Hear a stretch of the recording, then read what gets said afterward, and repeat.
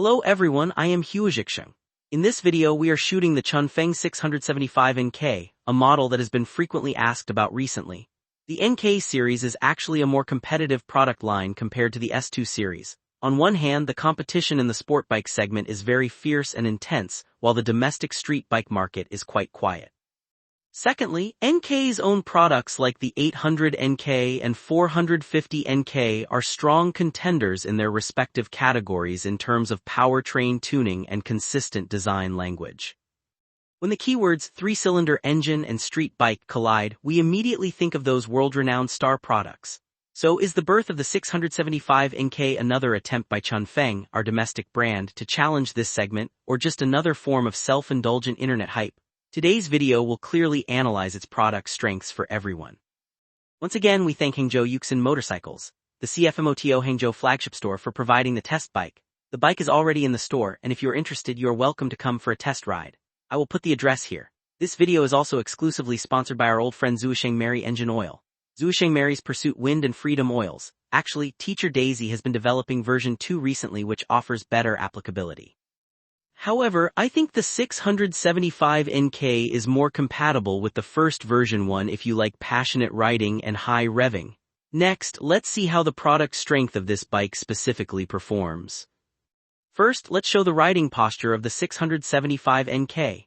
Its seat height is 810, which is quite friendly.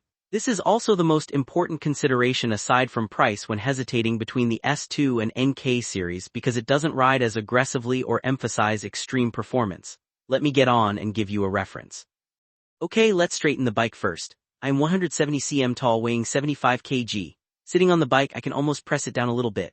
With my legs naturally vertical, I can't place both feet flat on the ground, but half of my forefoot can touch the ground without any problem. The foot peg position is a bit interfering for me. Look here, the foot peg is not very high or far back. The whole leg forms a natural bend, a standard street bike riding posture. The upper body is relatively upright when holding the handlebars. Leaning slightly forward, the handlebars are quite wide. When holding them, there is little elbow bend left. You can see here it feels a bit like pressing against a little fossil bear, but after riding 20 to 30 kilometers it was fine. I think it strikes a balance between calm and sporty. You can't say it's a completely relaxed riding posture, it still has a bit of the tension expected from a sport bike. Taller riders may feel it to be more relaxed. That's enough for the main rider's part. Should we show the passenger seat? No, right? Look, it's like a hump. Honestly, sitting on this is too hard and uncomfortable for me, so these three parts are enough to show. Now let's look at the 675NK's exterior design and detailed configuration. The NK series is a product line with heritage, recognition, and its own visual characteristics. Of course, sportier street bikes worldwide tend to be more bold and quirky in design. You could say it's a sharp and aggressive style. Besides large proportions and lines, they like to carve out details, such as side panels and especially headlights. There are single lamps, dual lamps, ring lamps, strip lamps, arrow lamps, H lamps, starry lamps, etc. In short, the lights are both identity and symbol, core distinctions of a sport street bike, reflecting the overall character of the machine. For example, the NK series, from the initial 800NK bull headlamp, I personally went through a process from not understanding to getting used to accepting and finally to remembering it. This is called being alienated. Let me ask you, does my bull headlamp light up? Do I have high and low beams? Do I have a switch? The answer is yes. That light strip above is the daytime running light, the two bulbs below are the high and low beams, and the turn signals are arranged on both sides. The bull headlamp's overall contour and lines have slowly become something I really adapt to. The NK series also likes to place a small wing on the mudguard as a kind of heritage. But we have to say, isn't the mudguard a bit short? The bottom splash guard should already be pre-ordered. Starting from the 675, they like to add a cooling structure with cable lines. This part looks a bit bulky, slightly bloated. Calipers are also Zihu's radial 4-piston with a floating disc double stack. The braking performance is okay. The caliper cooling piece is just decorative. If it were made of carbon fiber, the visual effect would definitely be more enjoyable. The tires supplied by Zhengxing are S3N, with front tire size 120 and rear 180. This configuration is quite standard in the 6700cc class. The tires have no major issues for daily riding. Looking at this angle, the front wheel looks a bit crowded, right? Looking at the steering side, let's check another detail street bikes like to emphasize, the side panels. It's different from the 800NK, especially the triangular lower side panel, which has more details. Above is the 675NK decal, right? The identity badge looks a lot like the Aries horns from Saint Seiya. It looks quite enjoyable. Combined with the raised fuel tank, the whole front half creates an aggressive look. Today's test bike also has crash protection installed, which is quite necessary, right? Since the 675 shares the same frame and engine details as the SR, and the middle part is relatively empty, we won't elaborate on those issues. You all know about them. Let's talk about the engine specs. It's an inline 3-cylinder water-cooled engine with an actual displacement of 674 cc, 70 kW, 95 HP, and 70 Nm torque delivered around 8,000 plus RPM. The entire power and feel of the bike are still quite competitive within this segment. It's also quite balanced, including the running quality and vibration suppression, which are still pretty good. Let's look at the exhaust system, which is a low exhaust. Everyone knows it's my favorite type. Some people ask why the engine isn't black for better looks. Well, aesthetics are subjective, we won't try to convince anyone. The foot peg position compared to the S2 is more in line with street bike standards. The rear swing arm is aluminum alloy. Combined with the low exhaust and 180mm rear tire, it looks appropriate. The braking system is a single disc with a single piston caliper, and the rear tire width is 180, which is standard for this class. I think the tail design is still nice and neat. The rear shock supplied by KIB is a direct link type. Previously, because of the direct link, our motorcycle friends have learned a lot about motorcycle parts and suspension tuning. The chassis tuning follows a balanced approach. Let's look at the tank and seat cut angles, which are a bit straight. The tank is positioned relatively rearward, so during riding it doesn't provide much care or support for the inner thighs. Regarding the seat cushion, the first time I sat on it, it felt okay, but the inner sides of my thighs felt a bit hard. There is an NK identity badge on top, well, not really a badge. The tail section is made in this style now with an aerodynamic shape. The Chunfeng tail is similar. The passenger seat cushion is very hard, but the 675's tail is relatively restrained. Although it's a short tail design, it doesn't have a sharp upward tilt. The tail light is the same as the SR, integrated with a light strip inside. The splash guard should be similar too. But this being a street bike, the visual priority is higher. Let me show the lighting effect. When powered on, there is a light rain effect inside. It looks nice and is quite recognizable. I wonder if the 675 will have other special versions later, like an ADV model. Will it also use this kind of light strip? We'll see how they solve it then. Looking down below, I feel the rear swing arm's texture looks a bit lacking, mainly due to the plastic parts. It reduces the sense of refinement or luxury, which obviously weakens its selling power. This bike is also equipped with a one-way quick shifter. For my use, it's smooth and easy to use. I quite like using this quick shifter. The exhaust does not have much detailed treatment. It looks a bit raw, but I'm okay with it because I don't pay much attention to that. Now let's look at the first-person view of the bike. The first-person view is quite enjoyable. Chunfeng's first-person view is probably the most enjoyable among domestic bikes. Starting with the tank, the shape is wide, high quality, and good looking. Also, the 675NK's tank is not covered by many plastic parts like many street bikes nowadays, so you can see the white paint clearly on this version. I think the color looks quite enjoyable. It uses the traditional key ignition. The shape is wide, tall, and straight with a good sense of support. I'm 170 cm tall, so you can use that as a reference. I think someone who is 180 cm tall would be fine too. The tank is quite close to the rider. When holding the handlebars, your upper body feels like sitting relatively rearward. The overall style from the first-person view is neat. The stock bike is equipped with a touchscreen. Let's talk about the handlebar safety features. It's the usual Chunfeng setup with good damping on the buttons, no issues. If I remember correctly, except for the 250cc model, almost all use this setup now. The clutch feel is moderate, not as light as past Chunfeng bikes. The mirrors deserve praise for their brackets and angular shape. I like this feeling, it looks powerful. The throttle is dual cable. Overall throttle tuning and brake master cylinder feel will be discussed in the dynamic riding section. I think it's fine for daily riding with no major issues after adaptation. Now look at the instrument cluster. Chunfeng's instrument cluster is probably the best single-piece instrument in the domestic market in terms of quality. The UI is also gradually optimized starting from the 450 MT for different models. The display is very clear and the UI is straightforward. The logic of the bike system is simple. The icons, adjusting TC, disabling quick shifter, everything is very direct. This cluster is very familiar, so I won't elaborate. Next, let's go ride the bike. Let's record the dynamic riding experience of the Chunfeng 675NK and start the engine to hear the sound. Alright, let's start and chat.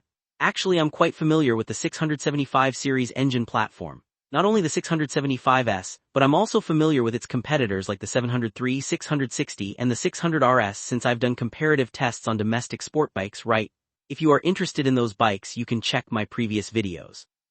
Initially, I was a bit worried if Chunfeng would continue to make mistakes on this bike.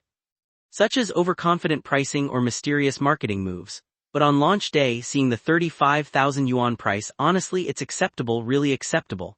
This engine has 95 HP power and the running quality is competitive at this domestic price point. I think it's quite suitable as a street bike. The most important and core attribute for a street bike is flexibility. I think the 675 does well in that regard. I just started recording, but I have already ridden over 30 kilometers. I experienced the agility and response. Compared to the 800NK or Duke 790, it falls a bit short in some working conditions, but compared to the CBR 650, it is lighter and more nimble. Whether it's steering or cornering stability, it feels agile. But matching its power and first-person perspective, it still feels like a big bike.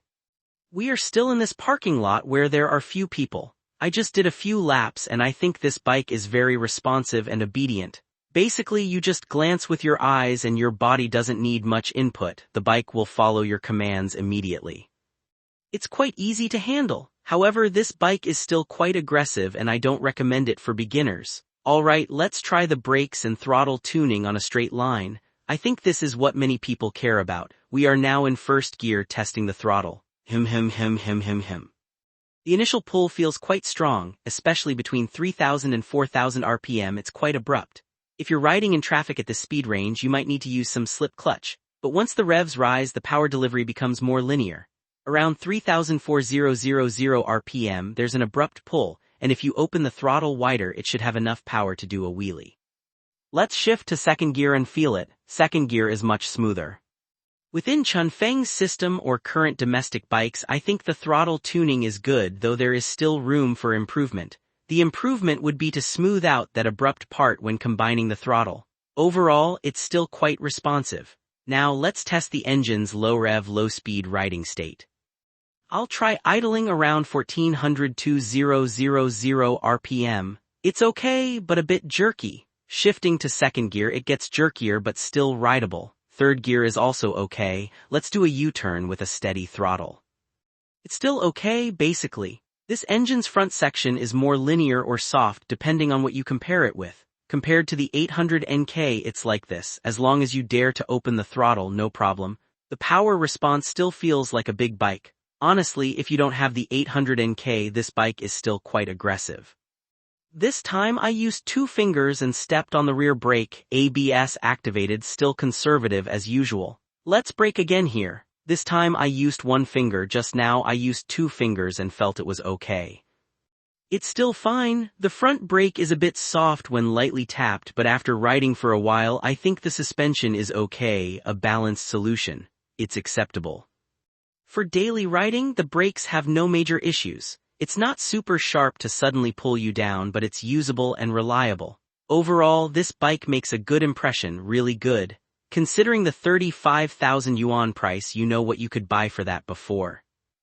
Ninja, right? CB400 is quite competitive. It's a pity that our domestic electronic throttles are not yet available on this bike. In some very delicate conditions, if this bike could be upgraded further, it wouldn't be at this price point anymore. There is a bit of abruptness around 3,400 RPM. Riders need to master the bike's temperament. For example, if you just start riding and suddenly open the throttle while cornering or crossing an intersection, it could be dangerous. I felt the bike is friendly enough to small fossil bear riders while stationary, but when riding and frequently using the brakes, it's still a bit much for them. It's better to stick a protective pad on the tank to avoid damage after 100-200 kilometers. Also, the seat cushion is really a bit hard, really hard. Alright, now let's take it out and try the quick shifter. The quick shifter feels okay and the rev requirement is not very high. Upshift, upshift, upshift, upshift, the whole process is around 4,000 RPM, quite smooth. Downshift, downshift, downshift, clutch feel is also good, not as light as previous Chunfeng models like the 450NK. I quite like this version. The shifter feel is also good. Upshift, upshift, upshift, upshift, quite good. It's just a one-way quick shifter. The front section still isn't as aggressive as the 800NK, running quality-wise. When I pulled to over 4,000 RPM in second gear, there were small vibrations under the seat. When revving to over 8,000 RPM, there were fine vibrations, but overall running quality is good, very good. Also, when you rev the engine, the sound and speed distract you from noticing those vibrations. Let's talk about suspension performance. I think the tuning aims to balance daily comfort and sporty performance. The road feel feedback is sometimes quite positive, but balancing both results in some issues, for example on continuous manhole covers or small bumps. The feedback can be a bit too much. The sense of refinement and toughness is still lacking. Of course, the somewhat hard seat cushion might be amplifying the problem. Ergonomics still have room for improvement. Alright, finally, let me summarize. After this period of experience, I feel this bike reflects Chunfeng's approach to manufacturing, balanced in all aspects and competitive in this price range. If you want extreme handling or perfection compared to the 800 NK, maybe limited by the 3-cylinder throttle technology, it can't fully satisfy everyone yet. But since I initially guessed the price might be around 39,000 or 40,000 yuan, and it was finally released at 35,000 yuan, I think at this price point, the overall capability of this bike is quite strong, as long as there aren't major quality issues, since the 675 SR has been sold for some time.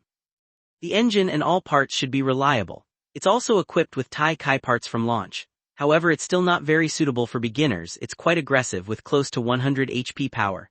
It's quite suitable for those moving up from 250, 300 or 450 cc bikes to experience a more agile and sporty street bike with good cost performance.